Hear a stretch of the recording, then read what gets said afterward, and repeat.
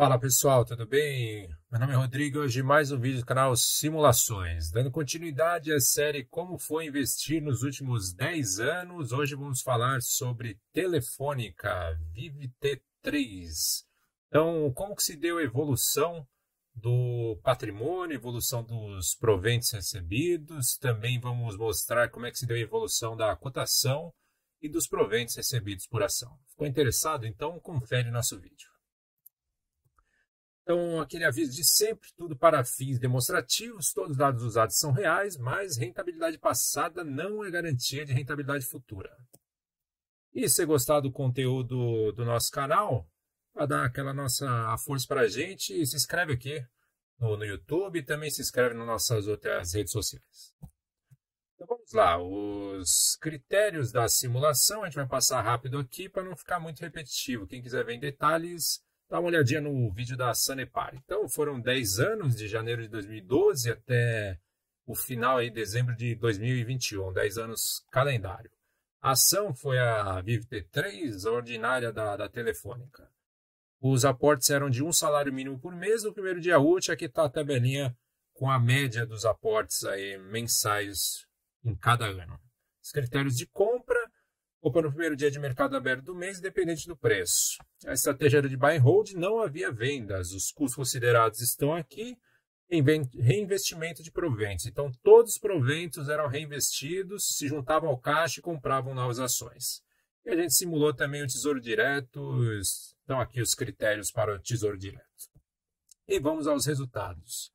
Então, em termos de cotação, aqui é tudo na mesma base, tá? Só correções para bonificações, dobramentos e agrupamentos. Então, a gente teve aqui a cotação inicial de R$ 47,46, a cotação mínima de R$ 28,41 em 2016 e a máxima de R$ 60,72 em 2020.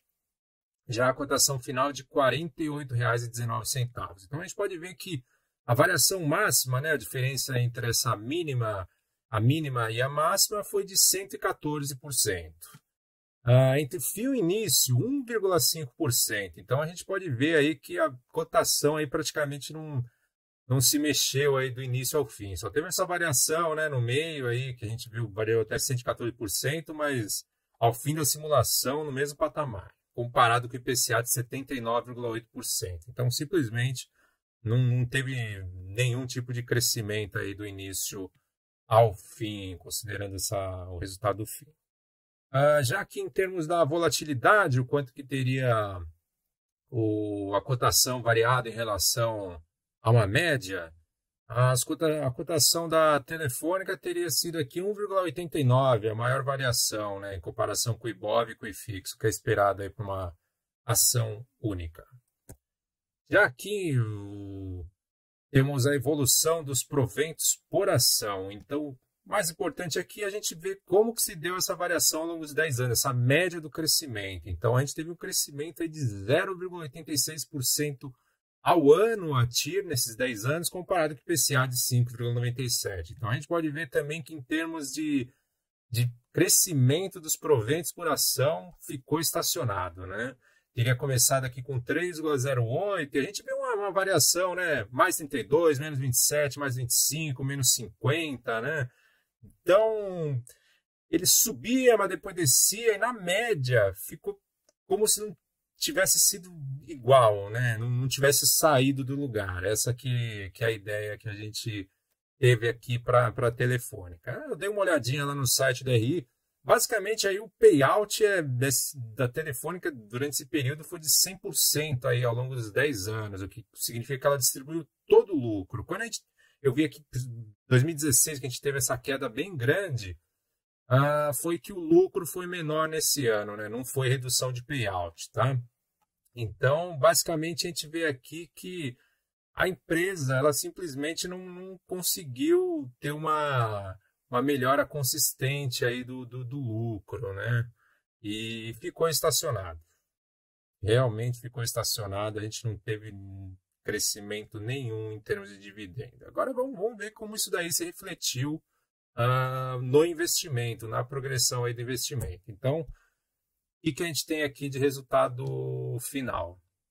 A Telefônica teria ficado aqui em terceiro lugar, R$ 165.467, comparado aqui com o aporte total de 104.706. Isso daqui teria dado um crescimento real de praticamente 3,8% acima da inflação. Então teria ficado atrás do Tesouro IPCA e também aqui, né, desse benchmark aqui que seria o IPCA mais 6%. Então, um resultado aí mediano, né, que se aproxima, apesar de ter ficado ainda maior do que a média do mercado, né, o Ibovespa. E aqui a gente pode ver a TIR teria resultado uma TIR de 9,75% ao ano. E lembrando que todos os valores são brutos, não consideram possível imposto de renda. E isso daqui, né, é uma fotografia do final da simulação, então vamos ver como é que foi a evolução ao longo dos 10 anos. Então vamos lá. Esse daqui é o gráfico da evolução. O que a gente pode destacar aqui? Basicamente, o máximo de 172, praticamente 173 mil reais, quase aqui no final da simulação, em novembro de 2021. Os drawdowns, a gente vê que realmente é uma ação aí bem característica por pagar bastante dividendos, é uma ação de dividendos, então caiu pouco. A gente vê o máximo de drawdown aqui de menos 22%, e a gente vê que os outros drawdowns não passaram de 20%. Então, relativamente aí com algumas outras ações que a gente viu, uma queda bem menor. Agora, já quanto à performance, né, do investimento ao longo do tempo, a gente consegue ver aqui que basicamente até o sétimo ano ela praticamente empatou aqui com o IPCA, ficando até abaixo algumas vezes, né? Então, é um crescimento aí bem mediano, né? Uma performance bem mediana aí para baixo, né? Já aqui após o sétimo ano, a gente vê que teve um crescimento e começa mais a se assemelhar a um retorno parecido com o CDI. Até que no final a gente tem uma subida maior aqui, acaba superando, né, o CDI, acaba superando aí a média do mercado, o Ibovespa. Então o que a gente pode ver disso, né?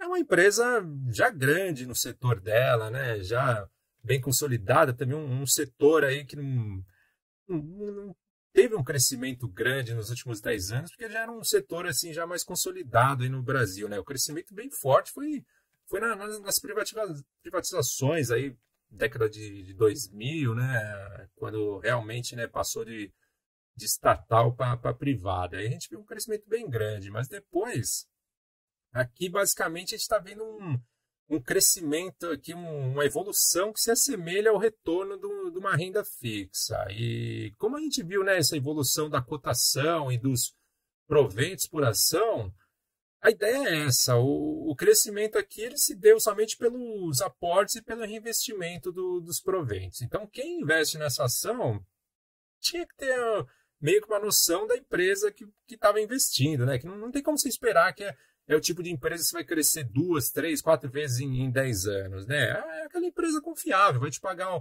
aquele dividendo confiável ao longo do tempo, mas isso não é suficiente para que você tenha um retorno aí diferenciado, né? É basicamente essa a ideia. Então a gente vê aqui que a maior parte da simulação, o investimento ficou pior aí do que a média do mercado. E também aqui o melhor investimento, sem dúvida nenhuma, a gente teria visto que teria sido o Tesouro Direto aí, IPCA mais 6. Acho que essa aqui é a ideia aí. Já em termos de proventos, né? Como é que teria sido a evolução da renda gerada por investidor aí pela Telefônica? Então, o que a gente consegue ver aqui? Teria terminado ao final da simulação, não teria superado o aporte, teria terminado aqui com uma relação de 75% do aporte, né? Então, a média mensal do primeiro ano de R$ 18,94 e teria terminado com R$ 826,54, né, de média mensal, o que daria uma relação aí, já como falar, de 75%. A evolução, a gente vê que uma característica aí de uma empresa confiável, ela te paga, né, aquele dividendo, basicamente aí.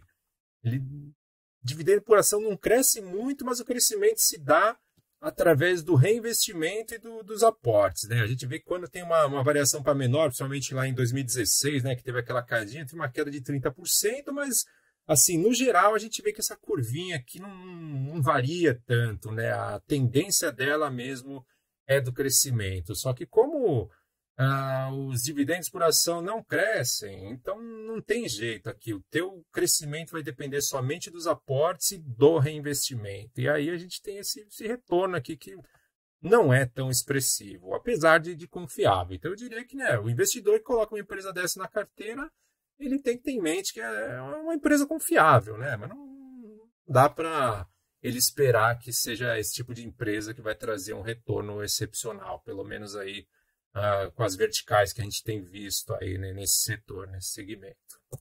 E para finalizar, o total recebido de dividendos teria sido aí de R$ 41.107, comparado com o aporte de R$ 104.706, o que dá uma relação de 39,3%. É isso aí, pessoal. Se gostou do vídeo, deixe seu like e se inscreve aqui no canal, que é o que apoia a gente a continuar o trabalho. Muito obrigado a todos e até o próximo. Valeu!